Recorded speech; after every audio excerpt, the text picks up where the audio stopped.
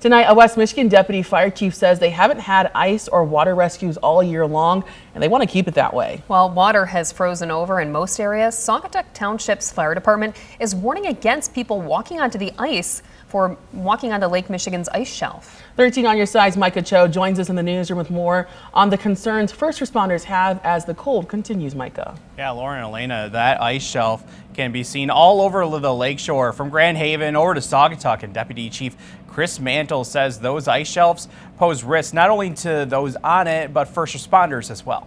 Drone video from Grand Haven State Park shows curious visitors walking on the ice shelf that has formed on the beach's shoreline. While not in his area, Deputy Fire Chief Chris Mantles in Saugatuck Township says those ice shelves pose a safety risk. The problem is you can't tell how thick that shelf is, and they end up creating what are called like ice valleys or caves. You could step on with the top of, let's say, a 15-foot deep mound that actually ends up being a hole straight to the lake. A shelf has also developed on Oval Beach. Mantles took these photos Monday afternoon. It's next to impossible even for us to come out and rescue someone that's fallen through those caves, because it's equally as unsafe for us to be climbing on the unstable ice. If you do feel the need to get out on the ice, Mantles recommends trying a frozen inland lake instead, but to also do so safely. No ice is necessarily safe ice, so always having an adult go out and measure the thickness of the ice as you're moving around.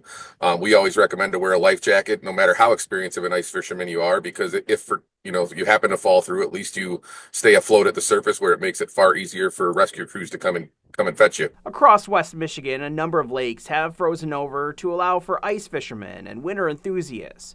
If you do decide to go out, Mansell says it's important to have a plan. Have a plan, let other people know where you're going so they can know where to go look for you if you don't come back at a certain time when you're supposed to be back. Mantles also said if you see another person or an animal fall through the ice, don't attempt to rescue yourself, because you could also become a victim. He said the safest thing to do is call 911. Let's throw it back to you guys. You can always get weather on the go by downloading the 13 on your side app on your phone. You'll receive impact alerts, snowfall totals, live radar, and current conditions. It's free to download in the App Store and on Google Play.